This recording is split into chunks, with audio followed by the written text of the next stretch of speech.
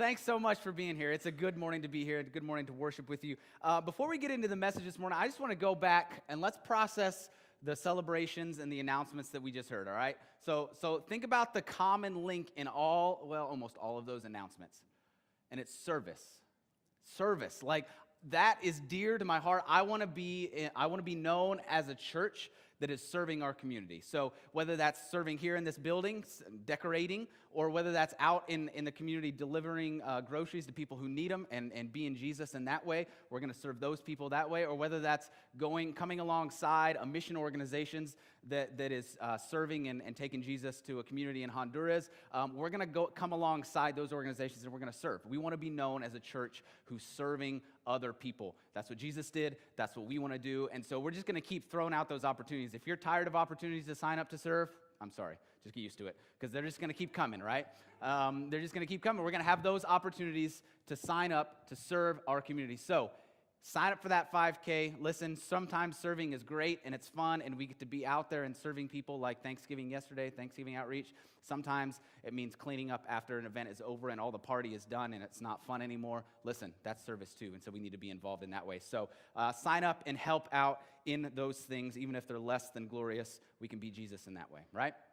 All right, let's get into the message this morning. We're in second week of Junk Drawer, or from the Junk Drawer, and the Junk Drawer series, again, it's not that the stuff inside the junk drawer is junky, it's that there's not room or that the stuff inside the junk drawer doesn't fit in other places, and so we just take these messages and it's a miscellaneous thing, right? We put them there and we pull them out when we need to, and this morning we're going to go back to that same thing. We're going to pull out another message from the junk drawer, and this morning I want to talk to you about dreams.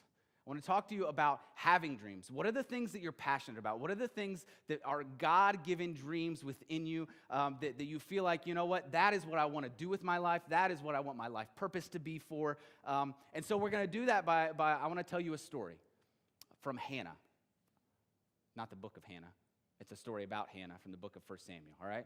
So 1 Samuel, we're going to go there, and I just want to set this up. I want to start talking about this because Hannah was a lady who had a dream. All right? She had a dream to have a child. That was her focus. That was what she cried about. That was what she wanted more than anything. She wanted a son. She wanted to be able to have a family. And Hannah was the wife of a man named Elkanah, and Elkanah had another wife named Pinata. I think it was actually Penina. I don't know. Now I'm going to say Pinata the rest of the time. Penina. And Penina was Elkanah's second wife or first wife. Anyway, it was another wife that Elkanah had. And Hannah didn't have any kids, and she wanted kids. She wanted a family more than anything. And Penina had lots of kids, and she let Hannah know. Right? There was like this rivalry where she would take it to Hannah, and the scripture says that she would torment her rival. The other wife. She would torment her with the fact that, look, I got kids and you don't have any, and I know that's what you want more than anything. I know that that's your dream. I know that that's the thing that you are passionate about, and you just don't have it yet, right? And so every year Elkanah would take his family up to Shiloh, and they would go up to Shiloh and up to the tabernacle that was up there. Remember, the tabernacle was like the temple before the temple. It was the mobile temple. It was the temple that the children of Israel would move around and would take with them when they were walking around or moving around the desert. So the temple still hadn't been built yet. And so Elkanah would take his family, both of his wives and the kids, and they would go up to Shiloh and they would sacrifice there. They would worship. They would fulfill that vow up there, and they would do that thing. And on their way up there, Penina would torment Hannah so much to the point of not having kids. She would just torment her so much that she would get to the point of weeping and crying, and she wouldn't be able to eat with the rest of the family. And it just shows you like how important this was to Hannah. The depth of this dream that Hannah had. And so we're going to pick up in 1 Samuel verse 10. And remember, Hannah hasn't eaten. It says the rest of the family, it says once they had prayed, they got up, or Hannah got up and she went into the tabernacle to pray. And so verse 10, 1 Samuel verse 10 says this: In her deep anguish, Hannah prayed to the Lord, weeping bitterly.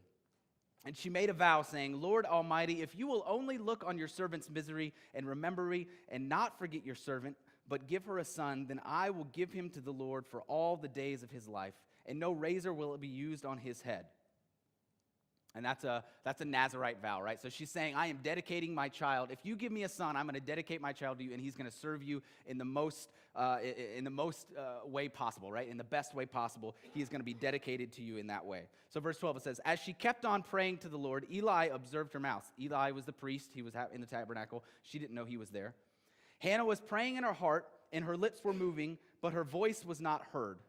Eli thought she was drunk, and said to her, how long are you going to stay drunk? Put away your wine.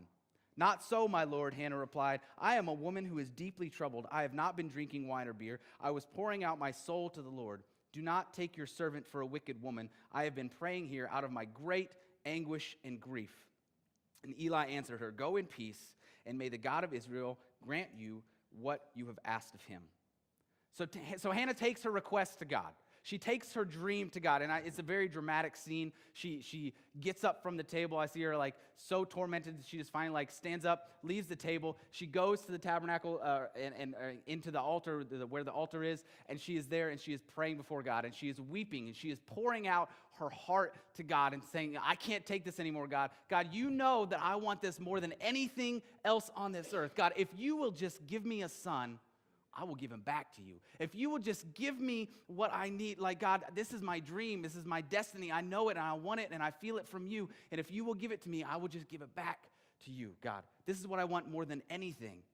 And Eli sees this, and they have that little encounter, about her being drunk, and she's not drunk, she was just praying with her mouth moving, and Eli says, well then go in peace.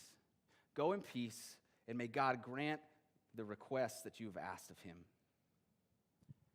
And so the family eventually leaves Shiloh. They leave the tabernacle. They go back to their home in Ramah. And it says, Scripture says, that the Lord remembered her. The Lord heard her request. He remembered Hannah. And she became pregnant, and she gave birth to a son named Samuel. So her dream, right? Her dream that she had poured out everything came true. God gave her her son. And then sometime 2, 3, 4 years later, we don't really know how long it was, Elkanah was going back up to the temple at Shiloh, the tabernacle at Shiloh, because that was his practice, and he would do it every year. So the family's getting ready to go back up, and Hannah says, you know what, I'm not going to go up this time. I'm not going up yet, because it was close enough to that time where she said, my son's about to be weaned, and when he's weaned, I'm taking him back up to the temple. And so she wanted to wait. And so she goes up later. She takes him back up to the temple because remember her request. Remember, she said, God, if you will give me a son, I will give him back to you. If you give me a son, if you give me this dream, I will give it back to you. And literally, she went and she did that. She gave her son back to God by literally leaving him at the temple. Literally taking this son, all that she had dreamed about, all her hopes and her dreams and everything, she takes it back to God and she gives it to God in that way. And so we pick up in verse 24. It says, after he was weaned, she took the boy with her, young as he was, along with a 3-year-old bull, an ephah of flour, and a skin of wine, and brought him to the house of the Lord at Shiloh. And when the bull had been sacrificed, they brought the boy to Eli, and she said to him, pardon me, my lord. As surely as you live, I am the woman who stood here beside you praying to the Lord. I prayed for this child. The Lord has granted me what I asked of him. So now I give him to the Lord. For his whole life he will be given over to the Lord. And he worshiped the Lord there. So Hannah has her baby. She has her dream. And she takes him back to the temple. She made that vow. Do you remember that? She made that vow and said, if God, if you will give me this dream, if you will give me this, if you grant me this request and have my son, I will take him back up. And she is faithful to that. She takes him back up and she leaves him. Now, we don't really know what the age of weaning was. We know culturally it's different. So we're just going to say a maximum of 5 years, right? And I'm going to go with 4 years because I have a son that's 4 years old right now. Can you imagine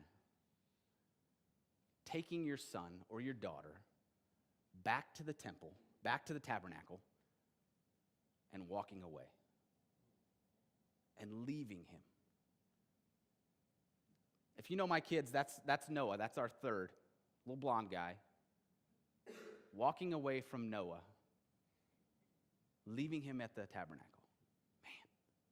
Man, I can't fathom that. I cannot wrap my head around that idea. And yet, Hannah did it because she had made a vow to God. Because she said, God, if you will give me this dream, then I will give him back to you. And she left him there with Eli, and Eli raised him, and he worshiped, and he later on it says he was serving before the Lord and as a young boy and things like that, and he stayed there.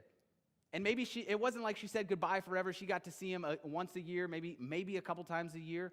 But man, I cannot imagine that action. I can't imagine doing that. But she was faithful to what she had vowed to God.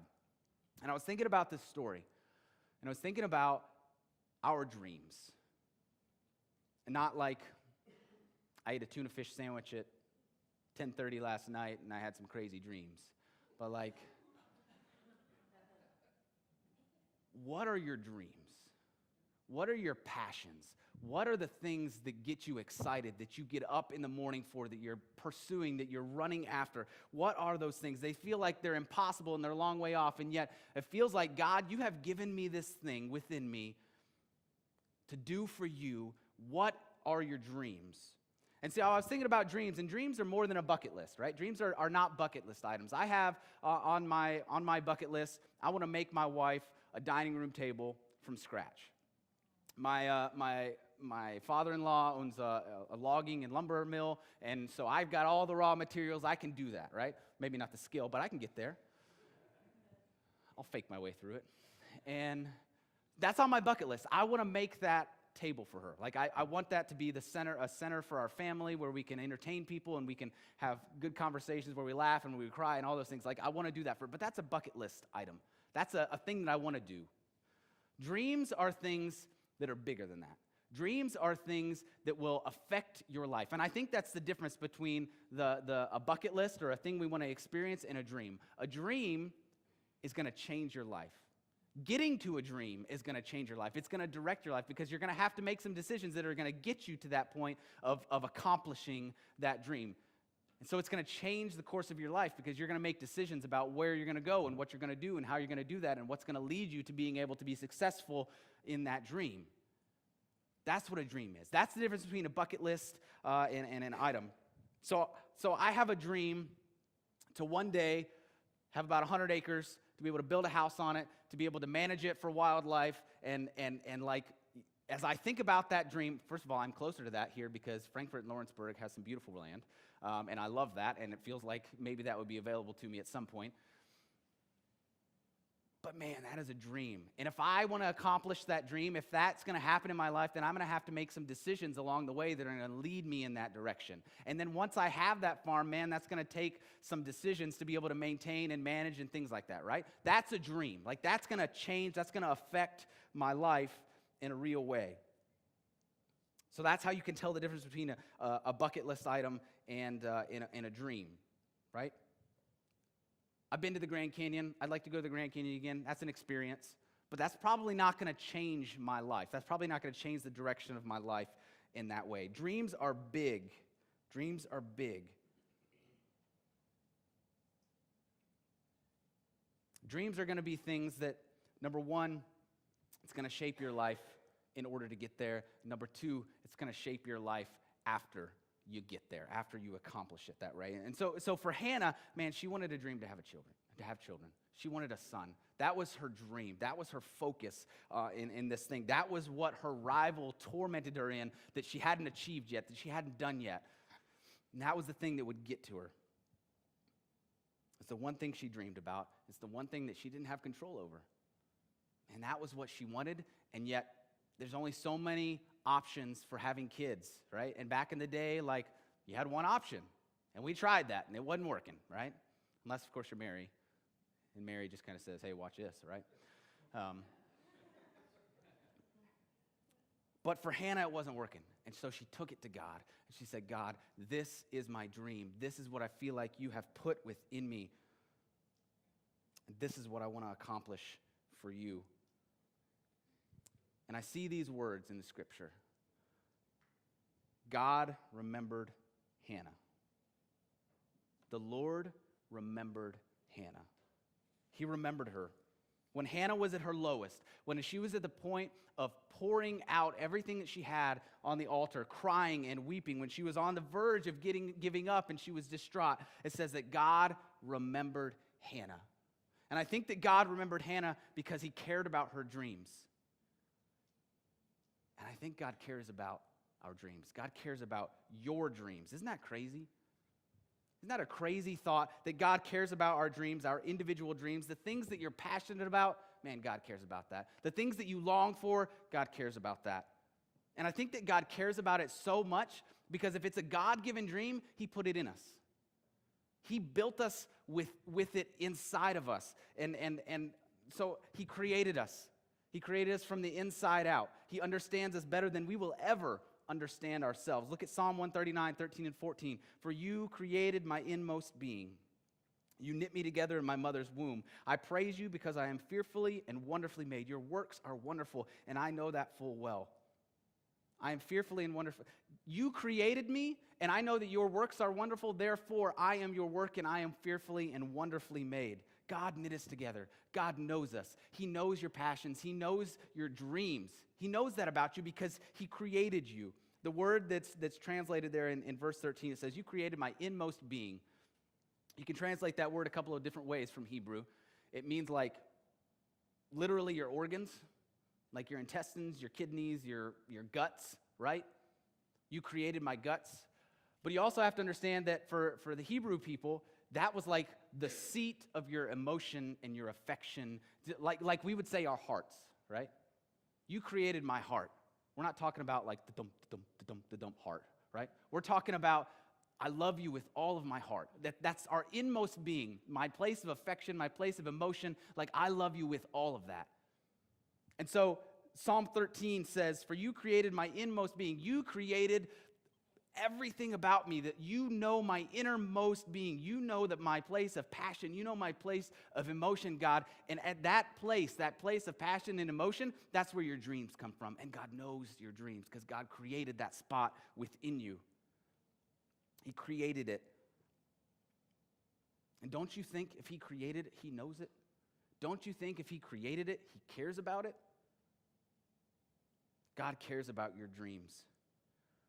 And I know the chances are pretty good that in this room this morning, there's people who feel like God has forgotten about you. That God has forgotten about your dreams. But I'm telling you this morning, he hasn't. He hasn't forgotten about you. He knows your dreams. He cares about your dreams. He knows you and he cares about you. Jeremiah 1:5 says, before I formed you in the womb, I knew you. Before you were born, I set you apart. I appointed you as a prophet to the nations. God's speaking to Jeremiah. But if God's speaking to Jeremiah and says, before you were born, I knew you, then God speaking to you says, before you were born, I knew you. I knew you. He knew us before we were born, before time began. He knew us individually, and he knows us, and we are important to him because if he created us, then we are important. We are part of his creation. We are his children, and we are important to him. And God does not forget the things that are important to him. God does not forget anything, but he does not forget the things that are important to him, especially his children. And we might forget about him, right? We might forget about him sometimes, but he doesn't forget who we are. We might forget who he is, that he is our God Almighty, that he is the creator, that he is creator of everything you can see, everything you can touch, everything you can smell, everything you can hear. That's him. He did that. He created all of that. And we might forget that sometimes. And when we forget that, we think maybe he's forgotten us too. But he hasn't forgotten us. We feel like, God, I have these dreams and I have these passions and I have these things that I care about and they're not happening, at least not the way I thought they would happen. And we're about to give up. We're about to walk away because maybe God forgot about me, but he hasn't forgotten about you. He has not forgotten about you. Maybe we've forgotten about him. Maybe we've forgotten about who he is and what is possible through him. Jesus said, with God, all things are possible. Remember that? All things are possible. There is nothing that is outside his reach. There is nothing that is too far for him. Man, God cares about your dreams, and he has not forgotten about them. He has not forgotten about you. Hannah, in her deep anguish, took her dream to God. She took it to the Lord, and the Lord remembered Hannah. And God remembers you. So as we look at this dream from Hannah, we look at Hannah taking her dream to God, I think there's another thing that comes really apparent. It's really obvious to me, and that's that dreams require sacrifice. If we have this God-given dream that is within us, we're going to chase after that dream because we feel like, God, you have given this thing to me, and I'm going to go after it. Dreams require sacrifice. When you set out to accomplish a dream, and if you're going to see that dream happen, then it's going to cost you something probably, right? If you have this dream to become a professional athlete, man, that's going to cost you something. It's going to take work. It's going to take time. It's going to be time that you would have had, you know what?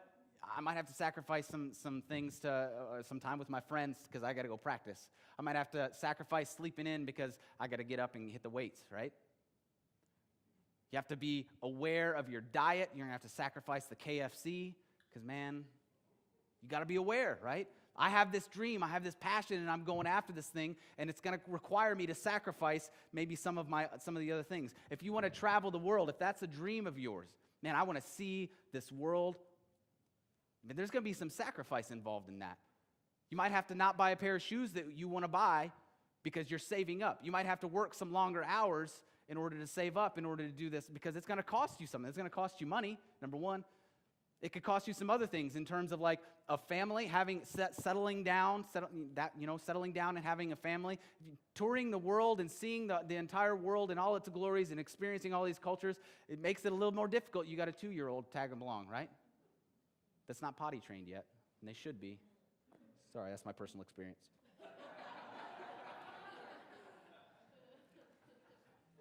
But dreams require sacrifice, and you might have to push that aside for a little bit.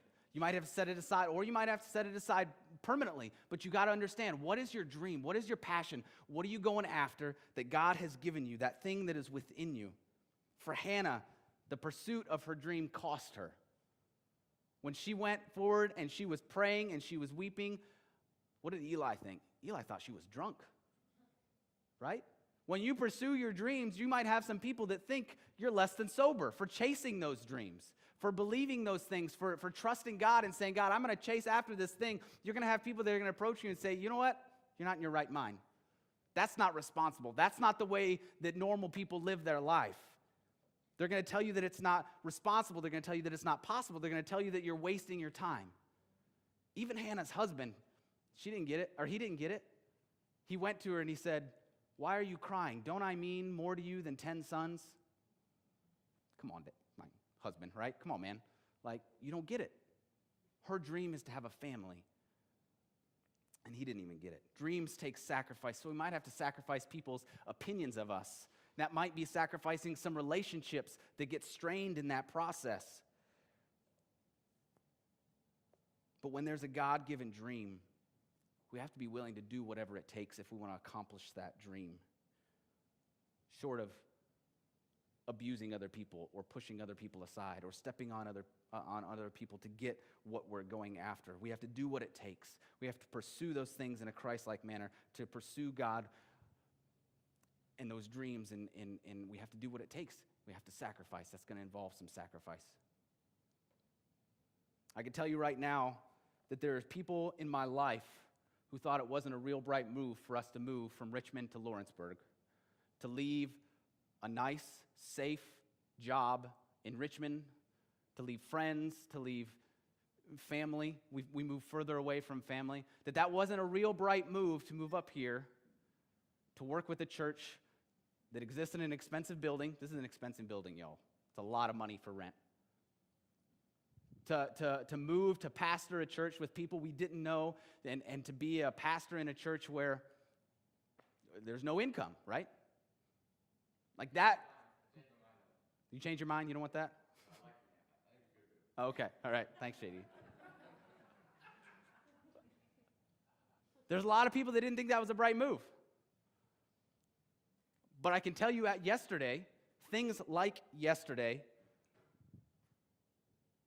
going out and serving this community, seeing what you people did, right? God gave me this dream to see this church flourish, to see this church grow, to see this church be an example in our community of what it means to love and what it means to serve and to go out and to make a difference in people's lives in the name of Jesus.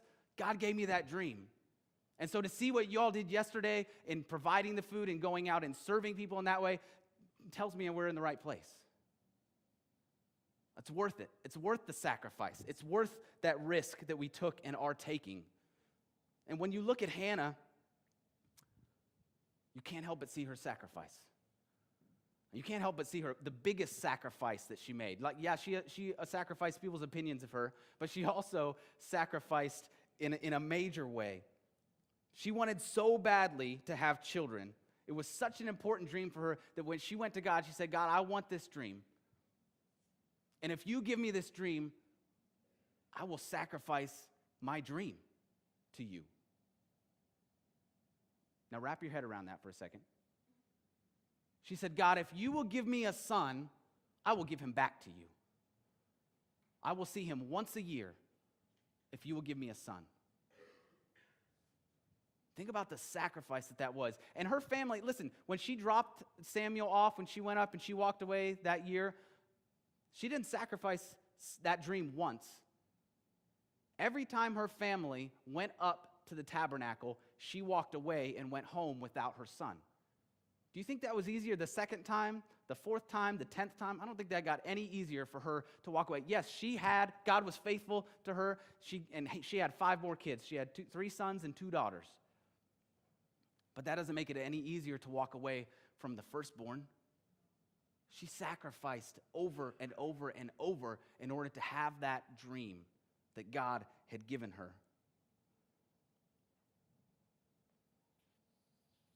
She was sacrificing her son to God, not literally, but she went up and she gave him to God. She dedicated Samuel to God. And look what happened when she did that. Look what happened when she took her dream and she gave it to God. Do you know who Samuel became? Samuel became the last judge of Israel. Samuel became the first prophet, labeled prophet of Israel.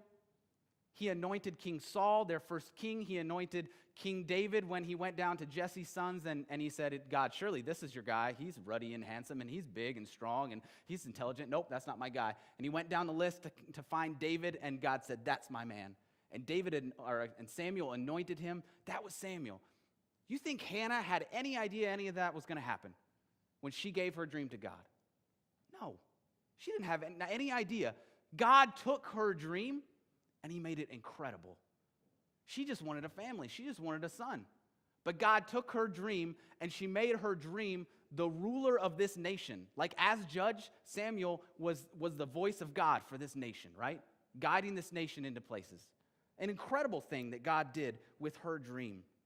So what am I saying? I'm saying dedicate your dream to God. Give your dream to God. It's going to take some sacrifice to get there, but get it to God. Give it to him. Give your deepest longings and your desires to him. Do it for his glory. Do it for his honor. Don't do your dream. Don't chase your dream so that people look how great you are. Do it so that God can see how great, do it so that people see how great our God is, right? Chase after him. Dedicate your dreams to him. Give them to him so that people can see how incredible our God is. Hannah had no idea what God was going to do through her son, through her dream.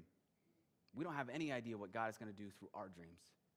We just know that there's something within us that says, I've got to do this. This is going to make, this is my life. This is what I've got to do. This is what I got to pursue. And we may not even know what that ends up being.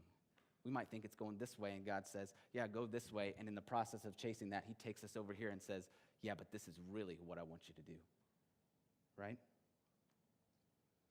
Maybe you have a dream to start a business, and you just want to, God, I just want to make this business go. I just want to be my own boss. I want to make this thing happen. And that's your dream. Give that dream to God, because God can take that business and say, you know what? God, I'm going to do this for you, and I'm going to dedicate a portion of the profits every single year, no matter how much we make, I'm going to give it to you. I'm going to give it to missions. I'm going to give it to the church. I'm going to give it to whatever, right? God, I'm dedicating this to you. Watch out. God can do some incredible things. You might be busier than you ever thought you would be. You might have a more successful business than you ever thought you would have. Because God can do some incredible things when we dedicate our dream to him. Maybe you say, God, I want to have a successful business, and I want to live on 20% of that. And I want to give the rest to local missions. Man, watch out. Watch out. God can do some incredible things. Give your dreams to him, because what he can do with that is literally limitless. There is no limit on God. None. But you got to mean it. You got to mean it. Hannah meant it. God, if you will give me a son, I will literally give him back to you. And she did it. God, if you give me a successful business, if you give me influence in whatever area, I'm going to give that back to you. Then you got to mean it. You got to do it. When you get a successful business and you get some money coming in, you don't get to say, all right, well, how about I just give my tithe instead of that 80%, right? You got to mean it. Hannah meant it. She literally took her dream and she gave it back to God. Verse 27, she said, I prayed for this child, and the Lord has granted me what I asked of him. So now I give him to the Lord. When she said, I'm dedicating this to you, God, she meant it. And she did it. And she followed through on her vow. It reminds me of the story of another son. Abraham was an old man. Sarah, his wife, was an old woman. And God said, I'm going to give you a son. And he did. Way beyond childbearing years, way beyond what should have been normal, what should have been possible, God gave Abraham a son. And then God asks Abraham to literally take his son up on the mountainside and to sacrifice him. God, I waited for a long time. You promised this son and it didn't happen. You promised, and then you did it. You were faithful to your promise. And God says, all right, take Isaac up, and he's going to be your sacrifice. Put him on the altar. And Abraham does it. He goes up there, he gets the process, he puts Isaac on the altar, he goes for the knife, and God stops him. He says, now I know. Now I know that I am first, right? Now I know that you trust me. Now I know that you are faithful to me, that there is nothing in front of you, between you and me.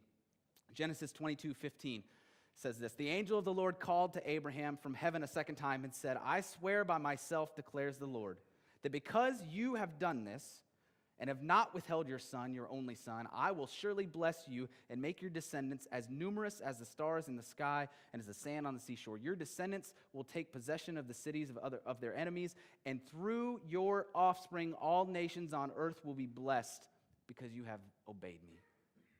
Abraham wanted a son. God said, I'm going to give you nations. Your descendants will be more than the sand on the shore. And not only am I going to give you nations, but through your line, the Messiah is coming, right? Through your line, it says, and through your offspring, all nations on earth will be blessed because you have obeyed me. That's us. We got the blessing because Abraham obeyed. We got the blessing because Abraham dedicated his dream back to God and said, God, I'm not even going to withhold my dream from you. You have given me this dream, and I'm taking it back to you. And God said, man, that's faith. That's trust. That's giving it back to God. All nations on earth will be blessed. Not just Hebrews, not just the Israelites, all nations through Jesus. That includes us. Abraham put God first. Even in front of his dreams that he felt like God had given him, Abraham put God first. He was literally willing to kill his dream because God asked him to. Hannah gave her dream to God, took him back and left him at the tabernacle, dedicated him to God, and God did incredible. God did unthinkable. God did way more than they would have ever imagined with their dream. And God will do that for your dreams. We need to seek God, not seek his hand. We need to seek God, not seek what he can do for us. He comes first. Even in front of our dreams, even in front of this thing that we feel like, God, I'm chasing after you and I need to do this thing for you. And And God still comes first. If God says no, if God says stop, if God says turn this way, God comes first in all of those things. We have to understand in chasing our dreams that God still comes first. Dreams cannot replace God. That's idolatry. Putting anything in front of God is idolatry. And we can do that sometimes, don't we? Or we can't. We try and do it. We get so focused on our God-given dreams that we forget the God who gave us those dreams. And we actually begin to put those things before him. So dream. Chase after those dreams. Reach after those things that God has given you and do it with reckless abandon. Go after them. Leave the doubters behind. Don't pay attention to the haters. But do it for God's glory, not for your own. Do it for the glory of God. Psalm 37:46 says, "Take delight in the Lord, and he will give you the desires of your heart. Commit your way to the Lord. Trust in him, and he will do this. He will make your righteous reward shine like the dawn, your vindication like the noonday sun." Take delight in the Lord. Find delight in God, in the things of God, and he will give you the desires of your heart, because the desires of your heart will be to glorify him in all things. Commit your way, commit your path, your dreams to him. Trust him, and he will make you shine like the dawn. The minute we sacrifice our relationship with God for a dream, we've missed the point. The minute that becomes more of a focus, the minute we start chasing after that thing that God has given us, instead of chasing after the God who gave it to us, red flag, right? Pay attention. That's idolatry.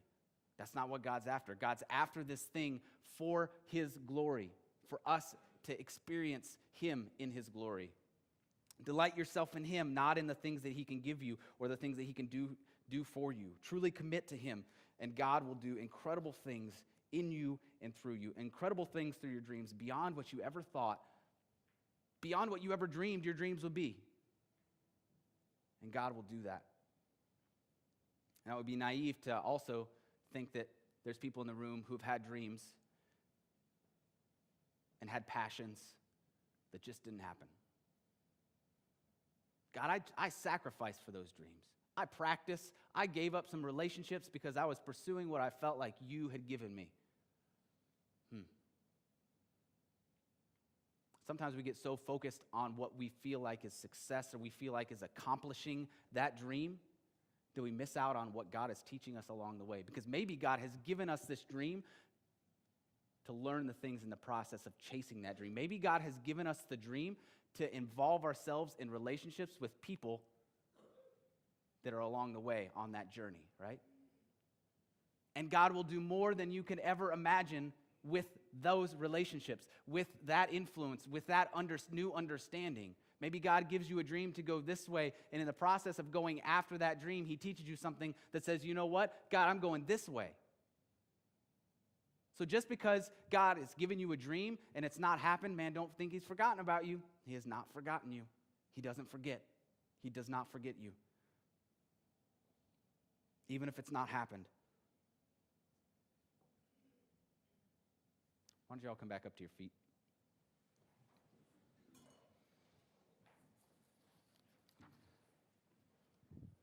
So what about you? Prayer team, why don't y'all come on forward if you're on the prayer team? What about you this morning? Do you have dreams? Do you have passions? Do you have things that God has put in your life for you to drive after, and all of a sudden you feel like those things have gotten buried? Maybe they got pushed to the side. Maybe you forgot about them. Maybe it was like, you know what, God? I'm done with this. You've forgotten about me. Don't settle for that. Because God has given you passions. God has given you dreams. And he wants you to pursue them. He wants you to go after that. He wants you. Maybe we need to resurrect those things this morning. So, prayer time this morning, I feel like God has said, maybe some people need prayer for boldness to step out and do it. That it's there and that the opportunity's in front of you, but I'm afraid, God. I don't know if I want to do that or not. I don't know if I want to change my life in that way. Maybe you need boldness.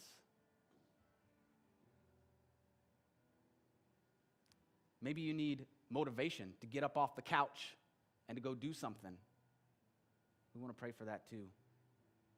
But I just feel like God has given us these dreams. God has given us passions. Maybe you're sitting there and going, all right, all this talk about dreams and passions, and I got nothing. I'm good playing Xbox. I don't know. Maybe you want prayer for a dream. Maybe you want prayer to say, God, give me something to drive me. Give me a passion to run after. Give me something that will glorify you in my daily life, and I can take this to you. I can dedicate it to you. I can give it to you, and it will come back, and it will reflect glory on earth. And people will look at that and say, wow, look at that thing that God did there. Maybe that's you. Maybe you need a passion. And you're thinking, God, I don't even know what that is. I want to pray for you in that too. As always, we want to pray for you in whatever. If you need healing, physical healing, if you need emotional healing, if there's a relationship, if you've got a job interview coming up, if you need a job interview, man, we want to pray. That's what these people are here for, and they're going to keep coming up if you come on forward. We're going to sing 2 more songs, and you can move at any point during the first song. Prayer team will probably sit down unless people are just coming forward during the second song, but let's just return to worship, and let's praise our God. Let's worship our God for who he is and for what he's doing in our midst.